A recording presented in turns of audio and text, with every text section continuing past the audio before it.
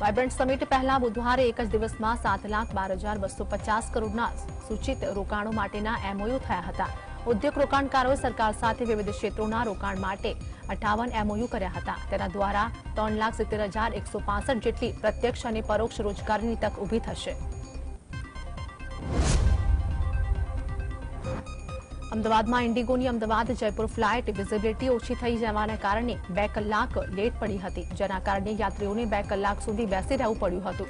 Crew મેમ્બરોએ કહ્યું કે જયપુરમાં વિઝિબિલિટી ઓછી છે, જેના કારણે ફ્લાઇટ લેટ થઈ હતી। ફ્લાઇટ લેટ થતા યાત્રીઓએ નારાજગી વ્યક્ત કરી હતી।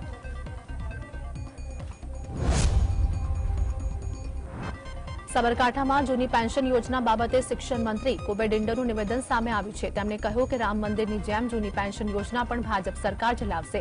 તેમણે કહ્યું કે શિક્ષકો આંદોલનનું નેતૃત્વ ન લે, કારણ કે આ તો 29 વિભાગોનો પ્રશ્ન છે। સમય આવશે તો એ કામ પણ ભાજપ સરકાર જ કરશે।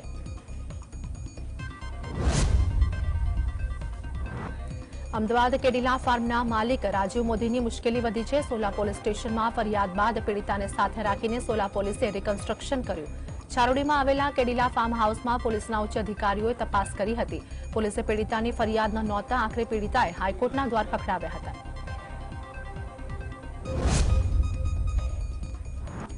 સુરત એસીબી પોલીસે ફરી 2 લાંચા હેડ કોન્સ્ટેબલને રંગે હાથે ઝડપી પાડ્યા છે। કાપોદ્રા પોલીસ મથકના હેડ કોન્સ્ટેબલ જયદીપ મહારુ પાટીલ અને સુરેશ વાઘજીભાઈ હિતપરાએ પોસ્કોના ગુનામાં ભોગ બનનાર પીડિતાના પિતા સાથે સમાધાન કરવાના અવેજી પેટે 15,000ની લાંચ માંગી હતી, જે અંગે લાંચા હેડ કોન્સ્ટેબલને રંગે હાથે ઝડપી તપાસ હાથ ધરી હતી।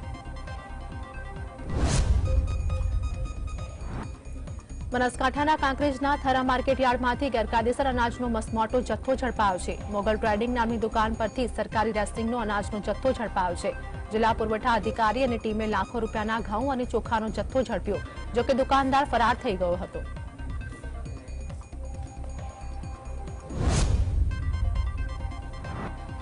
સુરતમાં સસ્તો ગેસ સિલિન્ડર અને વિધવાઓનો મહિને 3,000 આપવાની માંગ સાથે આમ આદમી પાર્ટીએ વિરોધ પ્રદર્શન કર્યું હતું।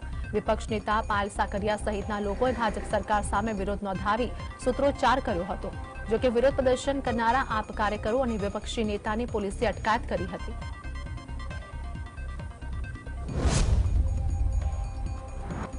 તો આ તરફ અમદાવાદ શહેરમાં પણ આમ આદમી પાર્ટીએ ગેસની બોટલ ₹450માં આપવાની માંગ કરી હતી। સાથોસાથ મહિલાઓને ₹1,100ને બદલે દર મહિને ₹3,000 જેટલી સન્માન રાશિ આપવાની માંગ કરી હતી। આમ આદમી પાર્ટી અમદાવાદ શહેર સંગઠન દ્વારા ગુજરાતની બહેનોને થઈ રહેલા અન્યાય બાબતે ઉગ્ર વિરોધ પ્રદર્શન કર્યું હતું।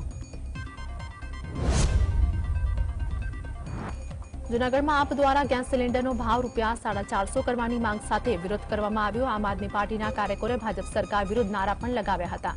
આમ આદમી પાર્ટી મહિલાઓને દર મહિને ₹3,000 સન્માન નિધિ આપવાની માંગ કરી।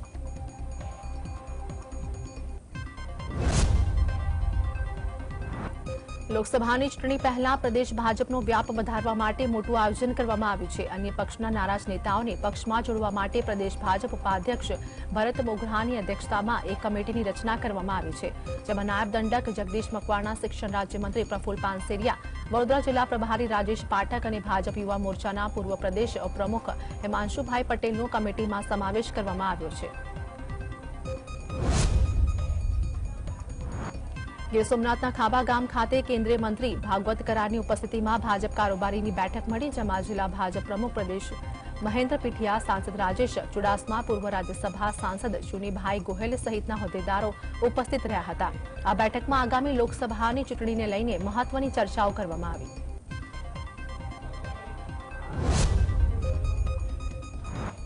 અમદાવાદ મહાનગરપાલિકાની મુખ્ય કચેરી દાણીપીઠ ખાતે મતદાન માટે ઈવીએમ અંગે માહિતી આપવામાં આવી હતી। મહાનગરપાલિકાની કચેરીમાં આવતા લોકોને ઈવીએમ અંગે માહિતી આપીને મતદાન અવશ્ય કરવા સૂચન કરવામાં આવ્યું હતું। ત્યારે મતદારોને ઈવીએમની સમજૂતી આપવા માટે કાર્યક્રમો યોજાઈ રહ્યા છે।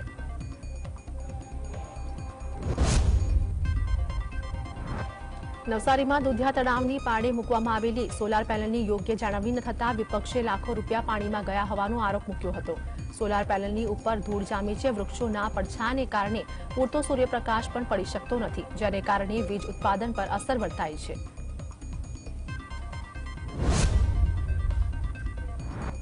રાજ્યમાં આર્થિક સંકડામણના કારણે આત્મહત્યાના બનાવ વધ્યા હોવાનો કોંગ્રેસે દાવો કર્યો છે.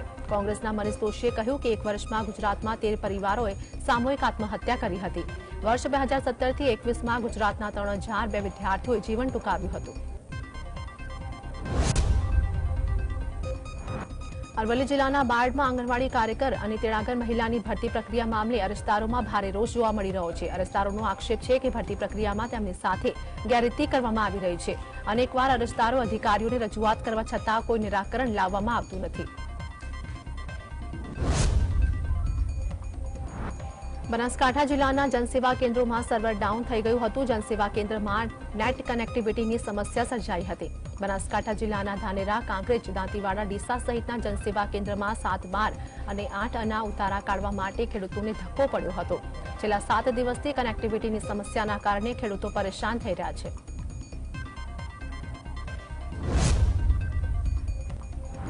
ભાવનગરની તળાજા પંથકની કેનાલમાં પાણીનો પ્રવાહ નહીં મળતા ખેડૂતોમાં આક્રોશ ફેલાયો હતો. ઠેર ઠેર કેનાલ તૂટેલી હાલતમાં હોવાથી ખેડૂતો રોષે ભરાયા હતા.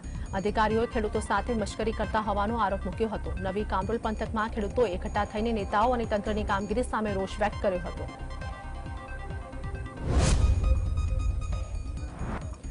સુરેન્દ્રનગર જિલ્લાના થાન પંથકમાં કોલસાની ગેરકાયદેસર ખાણો બુરવા મામલે સરપંચે ગંભીર આક્ષેપો કર્યા છે.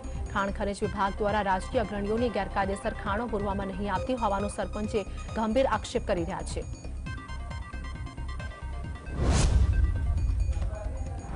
બનાસકાંઠા જિલ્લામાં 250 રેતી લીઝ ધારકો હડતાલ પર ઉતરી ગયા હતા, જેને પગલે રેતીનું વહન બંધ થઈ ગયું હતું. જીપીએસસી બેકગ્રાઉન્ડ, કિલોમીટરનું અંતર, સમય મર્યાદા અને યોગ્ય ભાડું જેવા પ્રશ્નોનું નિરાકરણ નહીં મળવાને કારણે લીઝ ધારકો મુશ્કેલીમાં મુકાયા હતા.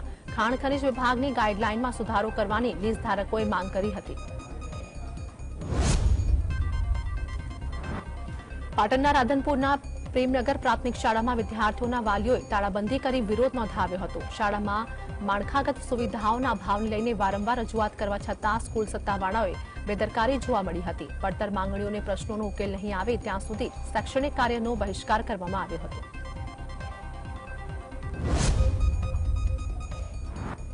બાણવંત પંથકમાં વીજ કરંટ લાગતા 21 વર્ષીય દિલનવાઝ ઉનારાણી નામના યુવક ખેડૂતનું મોત નીપજ્યું હતું. તાલુકાના ભેનકવડ ગામે યુવાન ખેતરમાં પાણી વાળવા ગયો હતો, ત્યારે ખેતરમાં પાણીની મોટર ચાલુ કરવા સમયે યુવાને વીજ કરંટ લાગતા તેનું મોત નીપજ્યું હતું. સુરત શહેરમાં હાર્ટ એટેકનો સિલસિલો યથાવત રહ્યો છે. શહેરના પાંડેસરા વિસ્તારમાં નાગસેન નગરમાં રહેતા 35 વર્ષીય સુનિલ બિરાડેને અચાનક જ છાતીમાં દુખાવો થયા બાદ તેમને 108 મારફતે સિવિલ હોસ્પિટલ લઈ આવવામાં આવ્યા બાદ ફરજ પરના તબીબો દ્વારા તેમને મૃત જાહેર કરાયો હતો. કચ્છભરમાં વહેલી સવાર અને સાંજે ગુલાબી ઠંડીનો ચમકારો અનુભવાઈ રહ્યો છે. અબડાસા તાલુકાના નલિયામાં પારો ગગડી રહ્યો છે. કચ્છ કાશ્મીર તરીકે ઓળખાતા નલિયામાં પારો 8 થી 10 ડિગ્રી વચ્ચે નોંધાઈ રહ્યો છે. શીત મથક નલિયામાં ઠંડીનો પારો છેલ્લા કેટલાક દિવસોથી સિંગલ ડિજિટમાં નોંધાઈ રહ્યો છે.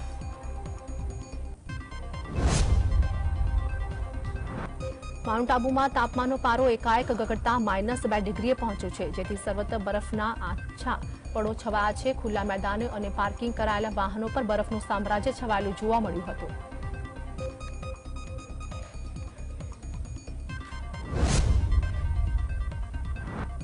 અમદાવાદમાં ગાત્રો થીજવતી ઠંડીના લોકો ત્રાહિમામ પુકારી ઉઠ્યા છે. જ્યાં વહેલી સવારે પવન સાથે ઠંડીના પ્રમાણમાં વધારો જોવા મળ્યો, જેને કારણે રસ્તાઓ અને હાઈવે પર ધુમ્મસ જોવા મળ્યો. તો ઠંડીમાં લોકો વહેલી સવારે શિયાળામાં કસરત કરતા પણ જોવા મળ્યા હતા. નવસારી જિલ્લાના ગણદેવી તાલુકામાં ધુમ્મસ છવાયું હતું, તો ધુમ્મસના કારણે વાહન ચાલકોને હાલાકી વેઠવાનો વારો આવ્યો હતો. તો ગાઢ ધુમ્મસના કારણે શાકભાજી અને ડાંગર પકવતા ખેડૂતોની ચિંતા વધેલી જોવા મળી હતી.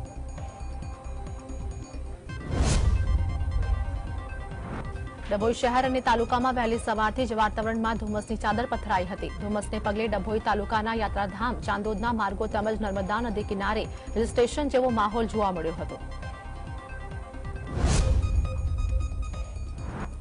અમદાવાદ જિલ્લા નજીક આવેલા પક્ષી અભયારણ્ય નળ સરોવરમાં જાન્યુઆરી મહિના સાથે જ ઠંડી શરૂ થતા વિદેશી પક્ષીઓ નળ સરોવરના મહેમાન બન્યા છે, જેમાં Russia, Siberia, Germany, Australia, Kenya, Mongolia, Iran જેવા દેશોમાંથી 300થી વધુ જાતના પક્ષીઓ આવી પહોંચ્યા છે.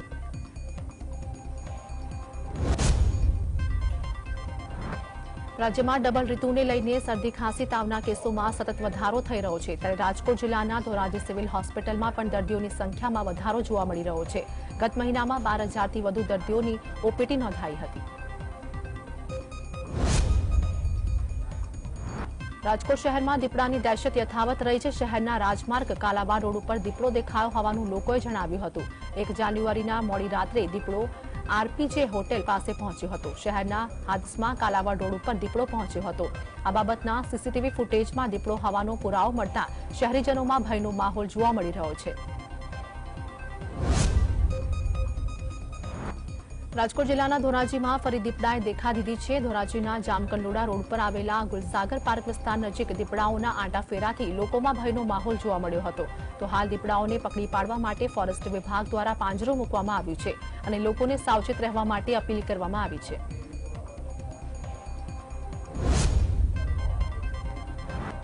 રાજકોટના કાલાવા રોડ ઉપર બુકાનીધારી તસ્કર ટોળકીનો આતંક સામે આવ્યો. રાજકોટના સહજાનંદ વાટિકામાં મજૂરી કામ કરતા મજૂરોના 2 મોબાઈલ અને 1 કર્મચારીનું બાઇક તસ્કરો લઈ ગયા હતા.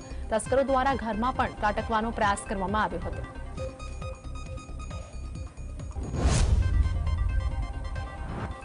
વડોદરાના વાઘોડિયામાં ગેરકાયદે ગેસ રિફિલિંગ કૌભાંડનો પર્દાફાશ થયો છે. જરોદ પોલીસે ખાનગી કંપનીના કેપ્સ્યુલ ટેન્કરમાંથી કોમર્શિયલ ગેસના બોટલોમાં ગેરકાયદે ગેસ રિફિલિંગ કૌભાંડનો પર્દાફાશ કર્યો હતો. આ મામલે પોલીસે 4 લોકોની ધરપકડ કરીને ₹5.78 લાખનો મુદ્દામાલ કબજે કર્યો હતો.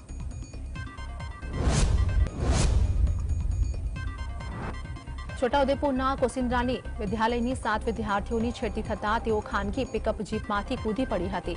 જે મામલે પોલીસે આરોપી અશ્વિન ભેલની અટકાયત કરી છે તો અન્ય આરોપીઓને ઝડપી પાડવા માટે તપાસ હાથ ધરી છે.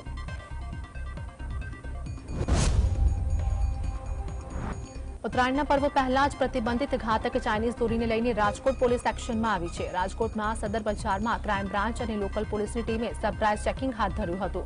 એસીપી, પીઆઈ, પીએસઆઈ સહિતની અધિકારીઓ દ્વારા અલગ અલગ ટીમો બનાવી ચેકિંગની કાર્યવાહી હાથ ધરવામાં આવી.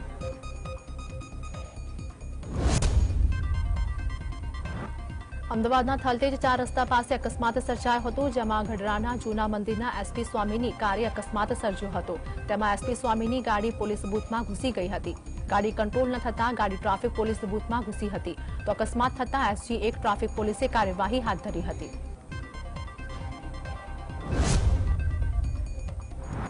મહીસાગર જિલ્લામાં તસ્કરો સક્રિય બન્યા છે. તસ્કરોએ સોનીની દુકાનમાં દુકાનદારની નજર ચૂકવી ઘરેણાની ચોરી કરી હતી. સોના ચાંદીના ઘરેણાની ધોળા દિવસે હાથ સફાઈ કરી હતી. દાગીના ચોરીની સમગ્ર ઘટના સીસીટીવીમાં કેદ થઈ હતી. આ મામલે પોલીસે વધુ તપાસ હાથ ધરી. અમદાવાદના ઉસ્માનપુરા પાસે સ્કૂટરની ડિક્કી તોડી ચોરીનો બનાવ બન્યો છે. સ્કૂટરની ડિક્કીમાંથી એક શખ્સ ₹15 લાખ ભરેલું પાકીટ ઉપાડી નાસી ગયો હતો. વેપારી પોતાની સ્કૂટરની ડિક્કીમાં રૂપિયા મૂક્યા હતા અને કંઈક વસ્તુ લેવા ગયો હતો. તેટલી જ વારમાં ગઠિયો એક્ટિવાની ડિક્કી તોડી તેમાં રહેલા 15 લાખ ભરેલું પાકીટ ઉઠાવી રફુચક્કર થઈ ગયો હતો.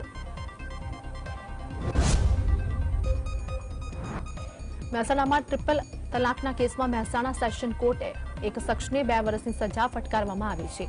જ્યાં વર્ષ 2019માં નોંધાયેલી ફરિયાદમાં આરોપી ફકીર જાકીર રશાને સજા ફટકારવામાં આવી છે. જેમાં ફકીર જાકીર રશાને 2003માં પ્રથમ લગ્ન અને તે બાદ વર્ષ 2018માં બીજા લગ્ન કર્યા હતા. કેન્દ્ર શાસિત દીવમાં તારીખ 4 થી લઈને 11 સુધી ઘોઘલા બીચ પર મેગા ખેલ મહાકુંભ કાર્યક્રમ ઉજવાશે. પ્રશાસક પ્રફુલ્લ પટેલના માર્ગદર્શન હેઠળ તમામ તૈયારીઓને આખરી ઓપ આપવામાં આવી રહ્યો છે. આ કાર્યક્રમમાં કેન્દ્રીય પ્રધાન અનુરાગ ઠાકુર ખાસ ઉપસ્થિત રહેશે. અયોધ્યામાં રામલલ્લાના મંદિરની પુનઃપ્રાણ પ્રતિષ્ઠાનો ઉત્સાહ સમગ્ર દેશમાં જોવા મળી રહ્યો છે. અત્યારે અમદાવાદ પણ ધ્વજવંદન, વિશાળ નગારું અને અજય બાણ બનાવવામાં સહભાગી બન્યું છે. અયોધ્યામાં ઉપસ્થિત રહેવાવાળા ભાવિક ભક્તોને આપવાનો પ્રસાદ પણ અમદાવાદમાં તૈયાર થઈ રહ્યો છે. અયોધ્યાની પવિત્ર સરયુ નદીનું પાણી, અક્ષત, સોપારી, રક્ષા પોટલી અને લાડુનો પ્રસાદ સહિત કુલ 20,000 પ્રસાદીના પેકેટ પણ તૈયાર કરવામાં આવશે. અયોધ્યામાં આગામી 22 જાન્યુઆરી 2024ના રોજ ભવ્ય પ્રાણ પ્રતિષ્ઠા મહોત્સવ યોજાવા જઈ રહ્યો છે. જેને લઈને દેશભરમાં ભગવાન રામના મંદિરને લઈને લોકોમાં ઉત્સાહ પણ જોવા મળી રહ્યો છે. લોકો આ મંદિરના પ્રાણ પ્રતિષ્ઠામાં પોતાનું કોઈકને કોઈ વસ્તુનું યોગદાન આપી રહ્યા છે. આ પ્રાણ પ્રતિષ્ઠા પૂર્વે 1008 કુંડીનું હનુમાન મહાયજ્ઞનું પણ આયોજન કરવામાં આવ્યું છે. અમદાવાદના કોચરબ આશ્રમમાં ક્વોલિટી કાઉન્સિલ ઓફ ઇન્ડિયા અને khadi village and industries commission વચ્ચે MOU કરવામાં આવ્યા હતા. ખાદી ઉત્પાદનોની ગુણવત્તા વધારવા તેમજ કારીગરોને સશક્ત બનાવવા અને ખાદી માટે મેડ ઇન ઇન્ડિયા લેબલ રજૂ કરવા માટે એક ગ્રાઉન્ડ બ્રેકિંગ સહયોગ શરૂ કરવામાં આવ્યો છે.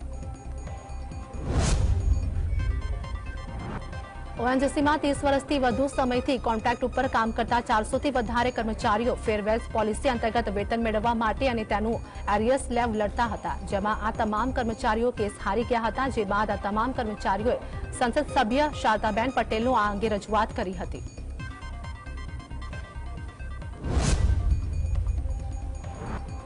ગુજરાત સહિત દેશમાં વધતા હૃદયરોગના હુમલાના કેસ વચ્ચે રાજ્ય સરકારે શિક્ષકોને CPR ટ્રેનિંગ આપવાનો નિર્ણય કરાયો છે. ત્યારે ગુજરાતમાં કુલ 2,18,000 શિક્ષકો આ ટ્રેનિંગ લઈ ચૂક્યા છે. ગુજરાતમાં શિક્ષકોને 3 તબક્કામાં આ ટ્રેનિંગ આપવામાં આવી હતી.